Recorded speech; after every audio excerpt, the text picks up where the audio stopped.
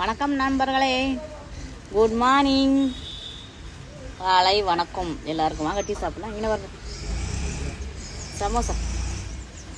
காலையிலே புணுண்டு ஒரு மாலை தூத்தல்.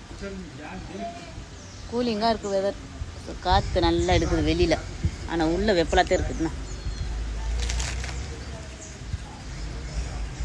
உள்ளே வெப்பலாத்தே இருக்குது வீட்டுக்குள்ளே ரூமில்.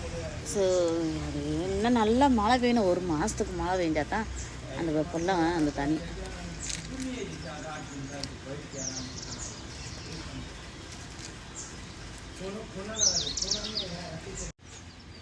இந்த பாருங்க, சிட்டுக்குருவி சாப்பாடு சாப்பிட்டுக்கிட்டு.